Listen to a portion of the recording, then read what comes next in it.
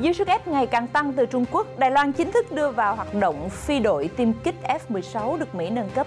Theo lãnh đạo Thái Anh Văn, đây là câu trả lời chính xác nhất cho cam kết của Mỹ đối với Đài Loan. Mặt Trung Quốc kịch liệt phản đối, Đài Loan vẫn mở phòng đại diện tại Litva. Dù cho tăng cường hỗ trợ năng lực quốc phòng của hòn đảo, nhưng Mỹ vẫn giữ chính sách mơ hồ chiến lược với Đài Loan. Thế nhưng thời gian qua, ông Biden đã liên tiếp ẩn ý rằng sẽ đứng về phía Đài Loan nếu bị Trung Quốc tấn công. Theo giới quan sát, thì những lời lẽ bênh vực Đài Loan này của ông Biden có thể đẩy Mỹ và Trung Quốc vào tình huống nguy hiểm.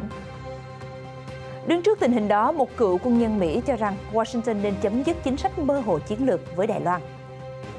Các thông tin đáng chú ý khác, Bộ trưởng Thương mại Úc hy vọng nối lại các cuộc đàm phán với Trung Quốc.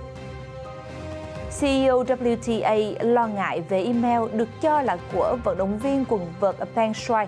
Bộ Ngoại giao Trung Quốc nói gì? Mỹ yêu cầu Trung Quốc, Nhật Bản giải phóng một phần dự trữ dầu thô. Ireland hy vọng rong biển có thể chống lại khí metan. Quý vị đang theo dõi bản tin FBNC Thế giới hôm nay.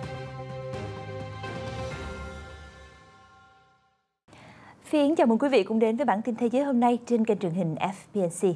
Kính thưa quý vị, ngày 18 tháng 11 vừa qua, thì Đài Loan đã đưa vào biên chế phi đội tiêm kích đầu tiên, bao gồm các chiến đấu cơ F-16V. Đây cũng là dòng máy bay chiến đấu hiện đại nhất của vùng lãnh thổ tính đến thời điểm này. Sự kiện này được tổ chức tại căn cứ không quân Gia Nghĩa và có sự tham gia của nhà lãnh đạo Thái Anh Văn. Trong bài phát biểu của mình, thì bà Thái nhấn mạnh dự án nâng cấp này là câu trả lời chính xác nhất cho cam kết của Mỹ đối với Đài Loan. Vào ngày 18 tháng 11 vừa qua, nhà lãnh đạo Đài Loan Thái Anh Văn đã ca ngợi sự hợp tác quân sự với Mỹ sau khi hòn đảo đưa vào vận hành máy bay chiến đấu F-16 được Mỹ nâng cấp để tăng cường khả năng phòng thủ của hòn đảo trong lúc căng thẳng gia tăng giữa Đài Bắc và Bắc Kinh. Sự hợp tác này giữa Đài Loan và Mỹ không chỉ là biểu hiện của tình hữu nghị giữa hai bên, mà còn là minh chứng rõ ràng nhất cho lời thề hợp tác vững chắc giữa chúng tôi và Mỹ. Tôi tin rằng, miễn là chúng ta tuân thủ các giá trị của dân chủ và tự do, sẽ có nhiều quốc gia cùng chí hướng đứng trên cùng một mặt trận với chúng ta. Các cuộc tập trận quân sự thường xuyên của Trung Quốc và Mỹ trong khu vực đã làm dấy lên lo ngại rằng sẽ có một cuộc xung đột trong tương lai giữa Đài Loan được cai trị một cách dân chủ, trong khi Bắc Kinh luôn tuyên bố là lãnh thổ của riêng mình. Hoa Kỳ không có quan hệ ngoại giao chính thức với Đài Loan, nhưng là nhà cung cấp vũ khí và hậu thuẫn quốc tế chính của hòn đảo, mặc kệ sự giận dữ của Bắc Kinh. Việc nâng cấp F-16 trị giá hơn 3,9 tỷ đô la do nhà sản xuất Lockheed Martin và Công ty Phát triển Công nghiệp Hàng không Vũ trụ Đài Loan cùng thực hiện. Khả năng của F-16 là vượt trội. Đây là dòng máy bay chiến đấu chủ lực của nhiều quốc gia vùng lãnh thổ. Việc nâng cấp F-16V giúp tăng cường khả năng tàng hình của máy bay chiến đấu, nâng cao khả năng trinh sát đường dài. Hiệu suất đã được cải thiện đáng kể và nó có thể đáp ứng tốt hơn những yêu cầu nếu chiến tranh xảy ra trong thời hiện đại. Hôm nay cũng là ngày đánh dấu việc đưa vào vận hành lô máy bay chiến đấu F-16V đầu tiên tại Đài Loan. Sức mạnh quân sự của chúng tôi sẽ từng bước được nâng cấp. Đài Loan đã chuyển đổi 141 máy bay phản lực F-16AB sang loại F-16V. 64 trong số đó đã được nâng cấp và hòn đảo cũng đã đặt hàng thêm 66 chiếc F-16V mới có hệ thống điện tử hàng không, vũ khí và radar để đối phó tốt hơn với lực lượng không quân Trung Quốc. Vào thứ Năm, Đài Loan đã chính thức mở một đại sứ quán thực tế ở Litva. Ở đây là bước đột phá ngoại giao đối với hòn đảo mà Trung Quốc tuyên bố chủ quyền, gạt bỏ sự phản đối mạnh mẽ của Bắc Kinh. Ngày 18 tháng 11 vừa qua, Cơ quan Ngoại giao Đài Loan MOFA thông báo văn phòng Đài Loan ở Litva đã chính thức đi vào hoạt động. Việc văn phòng này có chữ Đài Loan đã phá vỡ truyền thống của hòn đảo, tên gọi trước đó là Văn phòng Văn hóa và Kinh tế Đài Bắc. MOFA thông báo việc mở văn phòng mở ra một tiến trình mới cho các mối quan hệ giữa Đài Loan và Litva. Hồi tháng 8, Bắc Kinh đã yêu cầu Litva rút đại sứ về nước và tuyên bố sẽ triệu hồi đại sứ Trung Quốc ở Vilnius, sau khi Đài Bắc thông báo văn phòng ở Vilnius sẽ được gọi là Văn phòng đại diện Đài Loan. Đến ngày 3 tháng 9, chính quyền Litva thông báo đã triệu hồi đại sứ của nước này tại Bắc Kinh về nước. Thêm vào đó, Văn phòng sự vụ Đài Loan TAO của Trung Quốc tuyên bố rằng Bắc Kinh phản đối bất kỳ quốc gia duy trì quan hệ ngoại giao với Trung Quốc lại có quan hệ chính thức với Đài Loan. Hiện nay, Bắc Kinh vẫn chưa đưa ra phản ứng nào trước thông tin này. Kính thưa quý vị, khi nhắc đến Đài Loan, từ lâu đã được xem là vấn đề có nhiều khả năng kéo Mỹ và Trung Quốc lâm vào một cuộc nội chiến, thì mọi từ ngữ đều trở nên rất quan trọng. Và gần đây thì ông Biden lại rất thường xuyên nhắc đến Đài Loan. Sau khi trấn an Chủ tịch Trung Quốc Tập Cận Bình rằng Mỹ không có quan điểm về chủ quyền của Đài Loan trong hội nghị thượng đỉnh trực tuyến hôm thứ Hai 15 tháng 11, thì một ngày sau đó, ông Biden tiếp tục mô tả hòn đảo này là độc lập. Và sau đó nữa, ông lại nói rằng từ độc lập này chỉ là để mô tả nhu cầu của người dân Đài Loan trong việc đưa ra quyết định của riêng mình, chứ không khẳng định sự độc lập theo luật định. Đây cũng chính là lằn ranh đỏ mà Trung Quốc vạch ra. Đây ít nhất là lần thứ tư trong vòng nhiều tháng qua, ông Biden và các phụ tá của mình đưa ra các phát ngôn không rõ ràng về Đài Loan. Và sự nhạy cảm ở xung quanh ngôn ngữ liên quan đến hòn đảo phản ánh những thay đổi liên quan rằng bất kỳ sự thay đổi thực sự nào trong chính sách của ông Biden đều có nguy cơ châm ngòi cho xung đột giữa hai cường quốc hạt nhân. Đầu tuần này, Chủ tịch Trung Quốc Tập Cận Bình và Tổng thống Mỹ Joe Biden đã tổ chức một hội nghị thượng đỉnh. Kết quả cho thấy hai bên không có ý định xảy ra chiến tranh. Tuy nhiên, bài phát biểu của ông Biden được đánh giá là khá lỏng lẻo, từ các cuộc đàm phán thương mại đến việc bán vũ khí cho đến các chuyến tham quan của quan chức. Các trợ lý của ông Biden đang duy trì sự thay đổi tinh tế của Washington dưới thời cựu Tổng thống Donald Trump sang một quan hệ chặt chẽ hơn với Đài Bắc, đồng thời củng cố chính sách một Trung Quốc đã giúp quan hệ với Bắc Kinh diễn biến tốt đẹp hơn trong 4 thập kỷ qua. Bà Shirley Khan, một chuyên gia về các vấn đề an ninh châu Á, người từng làm việc cho cơ quan nghiên cứu Quốc hội Mỹ cho biết, nếu đây là trận bóng chày thì ông Biden sẽ ra sân với 3 lần bị tấn công. Nhưng tình huống nguy hiểm này thậm chí còn hơn cả một trò chơi. Ông Biden không làm rõ chính sách của Mỹ dành cho Đài Loan, mà thay vào đó liên tục gây ra sự nhầm lẫn. Nguy cơ đó được đánh giá là đặc biệt cao vì quân đội Trung Quốc từng cảnh báo sẽ xâm lược Đài Loan vào năm 2025. Quân đội Trung Quốc ngày càng chứng minh được sẽ làm được điều đó bằng các vụ thử tên lửa, nâng cấp máy bay chiến đấu và các vụ tuần tra hải quân nhằm mục đích chính trị. Điều đó đã gây sức ép không nhỏ cho chính quyền bà Thái Anh Văn. Trong những tháng cuối cùng còn tại vị, ông Trump đã cố gắng khiêu khích Trung Quốc bằng một loạt các phát ngôn bảo vệ Đài Bắc, khiến nhiều người tự hỏi liệu Mỹ có đang từ bỏ sự mơ hồ chiến lược được nêu trong đạo luật quan hệ Đài Loan năm 1979. Ông Biden, người đã bỏ phiếu cho đạo luật đó với tư cách là một thượng nghị sĩ, đã mang lại kỳ vọng về một cách tiếp cận thận trọng hơn. Vì vậy, khi chính quyền ông Biden tìm cách củng cố chính sách một Trung Quốc, trong đó thừa nhận Bắc Kinh là chính phủ hợp pháp duy nhất của Trung Quốc và khiến tình trạng Đài Loan trở nên mơ hồ, đồng thời làm rõ mức độ hỗ trợ sâu sắc của Mỹ đối với Đài Loan. Điều đó xuất phát từ việc Ngoại trưởng Antony Blinken ủng hộ vai trò lớn hơn của Đài Bắc tại Liên Hiệp Quốc vào tháng trước, khi cảnh báo rằng các đồng minh của Mỹ sẽ hành động nếu Trung Quốc sử dụng vũ khí chống lại Đài Loan. Ông Biden cũng khẳng định 6 đảm bảo của Mỹ đối với Đài Loan, đó là một bảo đảm mà Trung Quốc coi là thù địch trong hội nghị thượng đỉnh của ông với ông Tập. Đứng trước tình hình đó thì mới đây ông Scott Swift, người từng là chỉ huy hạm đội Thái Bình Dương của Hoa Kỳ từ năm 2015 đến năm 2018 cho biết, Mỹ nên chấm dứt chính sách mơ hồ chiến lược với Đài Loan, vốn là chính sách mà trong đó Mỹ sẽ không đưa ra câu trả lời rõ ràng rằng liệu họ có bảo vệ Đài Loan trong trường hợp bị Trung Quốc tấn công hay không. Theo ông Swift, Mỹ cần chấm dứt điều này để làm rõ ý định lập trường của mình và ngăn cản Bắc Kinh hành động nông nổi. Trong bối cảnh quan hệ giữa Trung Quốc và Đài Loan đang ngày càng leo thang, những lời kêu gọi về một lập trường cứng rắn hơn của Mỹ đối với Đài Loan đang diễn ra ngày một nhiều hơn. Trong những tuần gần đây, một phái đoàn gồm các dân biểu Mỹ thuộc Đảng Cộng Hòa đã đến thăm Đài Bắc và Cộng hòa Nhân dân Trung Hoa đã điều động nhiều máy bay chiến đấu và máy bay ném bom có năng lực hạt nhân đến khu vực nhận dạng phòng không của hòn đảo. Có lúc đỉnh điểm lên đến 148 máy bay chỉ trong vòng 4 ngày. Đô đốc Harry Harris, cựu đại sứ Mỹ tại Hàn Quốc, cho biết tại một sự kiện do Hiệp hội Hàn Quốc ở New York tài trợ, rằng mặc dù chính sách mơ hồ chiến lược đã giúp ích nhiều cho Mỹ trong 50 năm qua, nhưng đây đã không còn là chính sách tốt nữa. Ông nhấn mạnh, tôi tin rằng chúng ta cần phải làm rõ điều gì sẽ xảy ra nếu Trung Quốc xâm lược Đài Loan. Đô đốc Scott Swift, người từng là chỉ huy hạm đội Thái Bình Dương của Mỹ từ năm 2015 đến năm 2018 cho biết, nếu nói về một cuộc cạnh tranh chiến lược sẽ thật nguy hiểm cho một quốc gia và vùng lãnh thổ nào đó nếu có quốc gia nào đó mơ hồ về chiến lược dành cho quốc gia vùng lãnh thổ đó. Các nhà phân tích cho rằng các điểm nóng chính về chính trị của Đông Á, dẫn đầu là Đài Loan và Triều Tiên, có mối liên hệ với nhau. Theo đó, bất kỳ cuộc xung đột lớn nào đều có nguy cơ kéo theo sự liên minh của Trung Quốc, Hàn Quốc, Nhật Bản và Mỹ. Ông Robert Abrams, cựu chỉ huy lực lượng Mỹ tại Hàn Quốc từ năm 2015 đến năm 2018 thì cho rằng ngày càng có nhiều bất ổn và căng thẳng ở Đông Bắc Á ảnh hưởng trực tiếp đến bán đảo Triều Tiên. Đây là nguyên nhân chính gây ra sự bất ổn trong khu vực khi nước này cố gắng biến trật tự dựa trên luật lệ quốc tế thành một thứ khác. Mới đây, Bộ trưởng Thương mại Úc Dan Tehan đã gợi ý rằng cuộc gặp mang tính bước ngoặt trong tuần này giữa ông Tập Cận Bình và ông Joe Biden có thể mở ra cơ hội để Úc nối lại liên lạc cấp cao với chính phủ Trung Quốc. Các bộ trưởng của chính phủ Úc đã bị cấm tham gia các cuộc họp với người đồng cấp Trung Quốc kể từ khi chính phủ liên bang Úc kêu gọi một cuộc điều tra độc lập về sự bùng phát Covid-19 vào tháng 4 năm ngoái.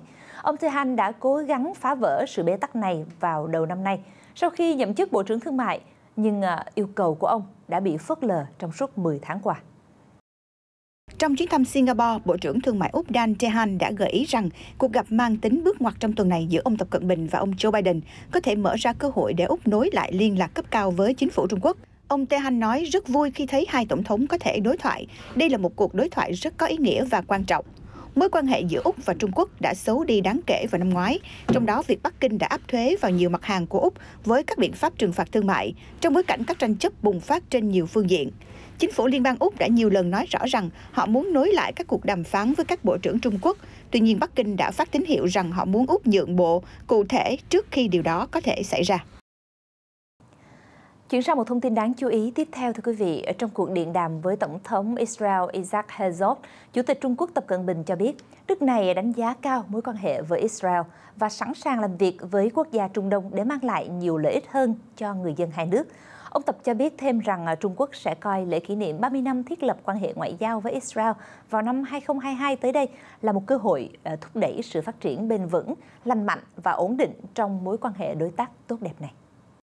Trong cuộc điện đàm với Tổng thống Israel Isaac Herzog, Chủ tịch Trung Quốc Tập Cận Bình cho biết nước này đánh giá cao mối quan hệ với Israel và sẵn sàng làm việc với quốc gia Trung Đông để mang lại nhiều lợi ích hơn cho người dân hai nước. Lưu ý rằng cả đất nước Trung Quốc và Israel đều có lịch sử và nền văn minh lâu đời. Ông Tập cho biết hai bên đều rất thích giao lưu hữu nghị lâu dài và đã để lại nhiều câu chuyện cảm động đáng ghi nhớ. Tân Hoa Xã đưa tin, kể từ khi thiết lập quan hệ ngoại giao Trung Quốc-Israel, hai nước đã tuân thủ các nguyên tắc chính là tôn trọng chủ quyền và không can thiệp vào công việc nội bộ của nhau. Ông nói thêm, mối quan hệ của họ đã đạt được sự phát triển nhanh chóng và tốt đẹp. Sự hợp tác trong các lĩnh vực khác nhau đã mang lại những kết quả tích cực.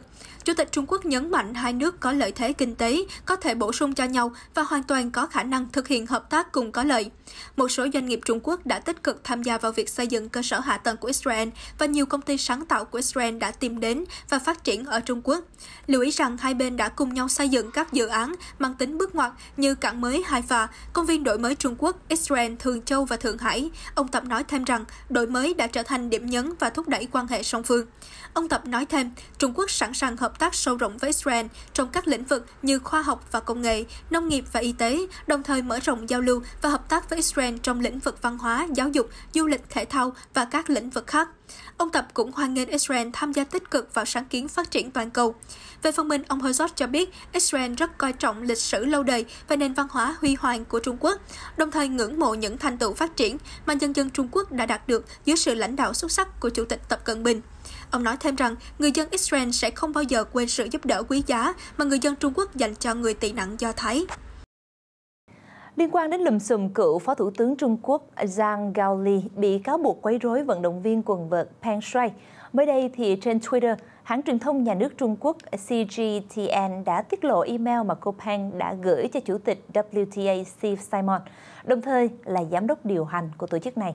Trong đó cô nói rằng cáo buộc vừa rồi là không đúng sự thật. Mới đây, ông Simon viết, thông tin của CGTN tung ra chỉ càng làm tôi thêm lo ngại về sự an toàn và nơi ở của cô ấy. Thật khó để tin rằng Peng Shuai thực sự đã viết email này.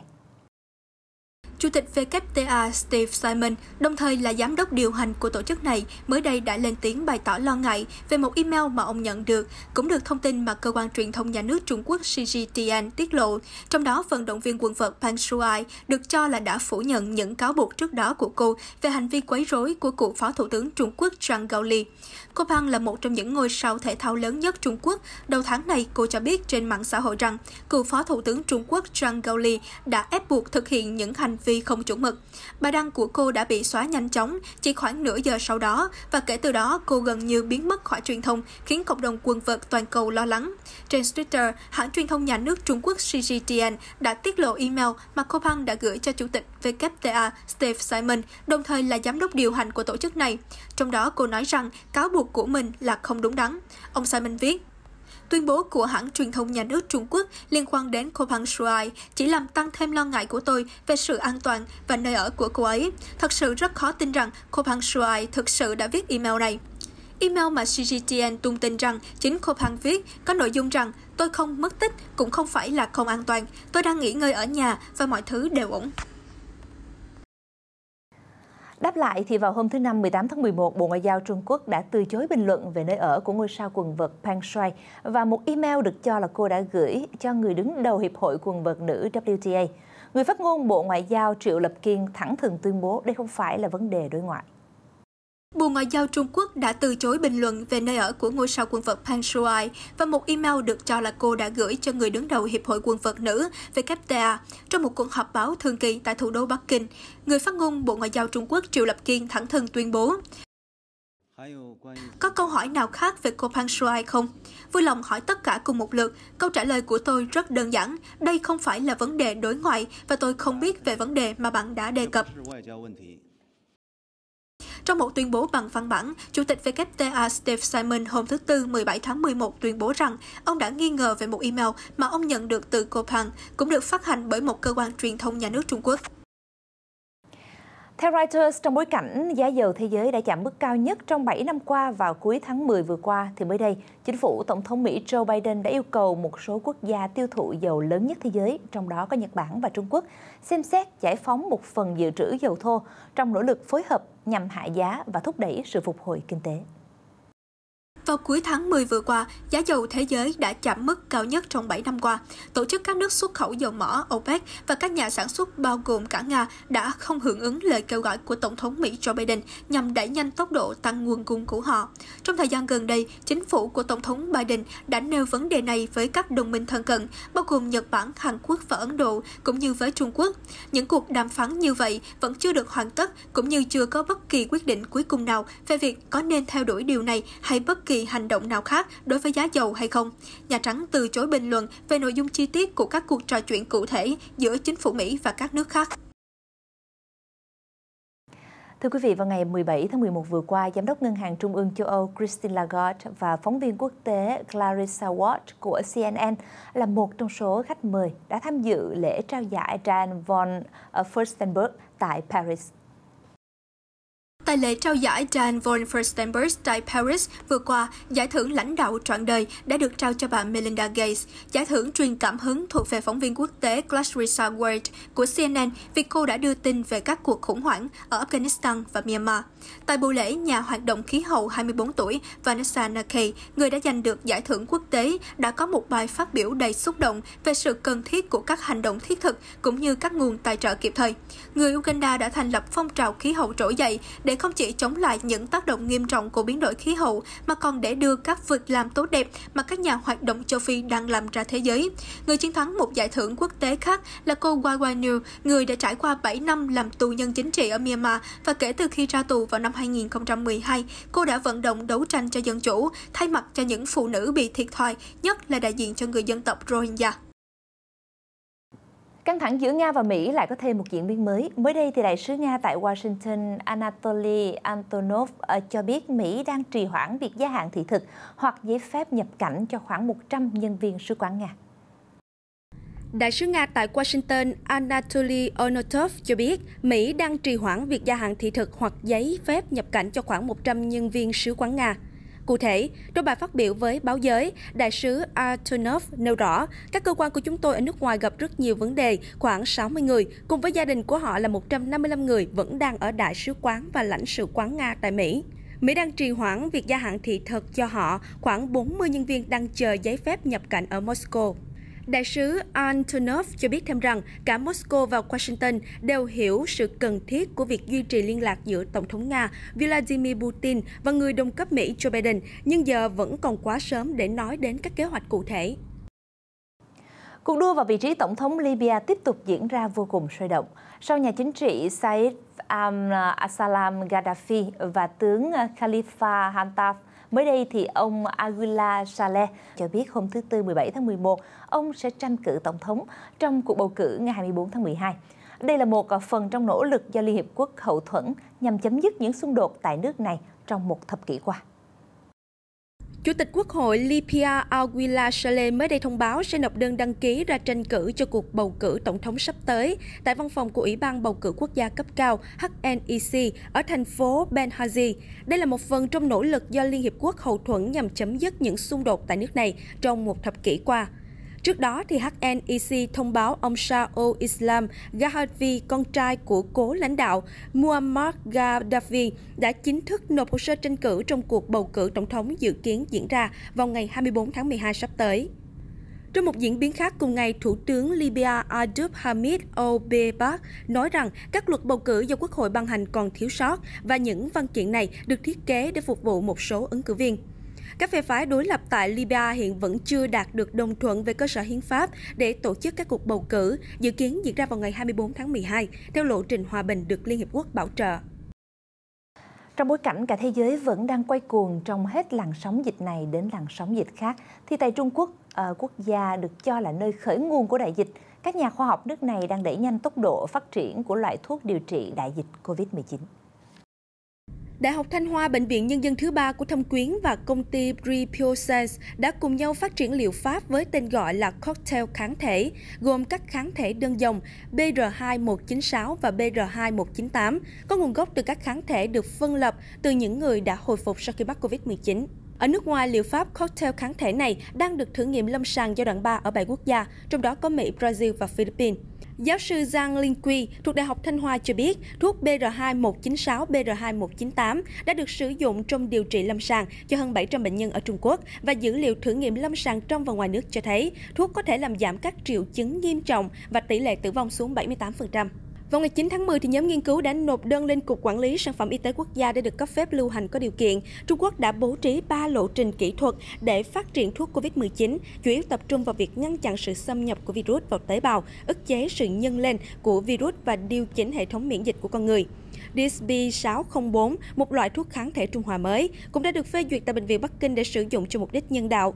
Việc lựa chọn để điều trị bệnh nhân đang trong quá trình nặng bằng các sản phẩm y tế ngoài thử nghiệm lâm sàng khi không có phương pháp điều trị nào khác. Thuốc được phát triển bởi Sinlomic Biopharmaceutical và một nhóm nghiên cứu do giáo sư Xi Xiaoliang của Đại học Bắc Kinh đứng đầu. Chuyển sang một số tin tức thú vị khác, thưa quý vị. Sau khi có thông tin cho rằng việc sử dụng rong biển để làm thức ăn cho động vật trong trang trại sẽ giúp cắt giảm ít nhất 30% lượng khí thải metan, thì mới đây các nhà khoa học Ireland cho biết họ sẽ tích cực áp dụng phương pháp này và dự án sẽ do cơ quan nông nghiệp nhà nước điều phối. Sau khi có thông tin cho rằng việc sử dụng rong biển để làm thức ăn cho động vật trong trang trí sẽ giúp cắt giảm ít nhất 30% lượng khí thải metan, mới đây các nhà khoa học Ireland đang tích cực thu hoạch rong biển. Dự án này sẽ do cơ quan nông nghiệp nhà nước điều phối. Khoảng 20 loài rong biển, hầu hết từ bờ biển Đại Tây Dương của Ireland, đã được các nhà nghiên cứu thử nghiệm, trong khi hàng chục loài khác đã được các đối tác của dự án ở Na Uy, Canada, Thụy Điển, Đức và Vương quốc Anh. Các nhà khoa học ở Mỹ và Úc đã chứng minh được rằng lượng metan sẽ giảm đi đáng kể từ một loại rong biển Asparagopsis khi thêm một lượng nhỏ vào nguyên liệu, nhưng họ đã phải vật lộn để mở rộng quy mô sản xuất rong biển và hạn chế các tác dụng phụ có hại. Dự án của Ireland nhằm mục đích tìm kiếm các loại rong biển bản địa dồi dào để sử dụng thay thế, mặc dù các nhà nghiên cứu thừa nhận rằng chúng khó có thể phù hợp với việc giảm lượng khí thải hơn 80% được thể hiện ở Asparagopsis. Các nhà nghiên cứu cũng đang nghiên cứu cách tích hợp các chất phụ gia thức ăn chăn nuôi vào hệ thống chăn nuôi gia súc chủ yếu dựa trên cỏ của Ireland. Và vâng, đến đây thì bản tin Thế giới hôm nay trên kênh truyền hình FBNC cũng xin được khép lại. Thay mặt những người thực hiện chương trình, Phi Yến xin cảm ơn quý vị đã quan tâm theo dõi. Xin được kính chào và hẹn gặp lại quý vị trong những chương trình tiếp theo.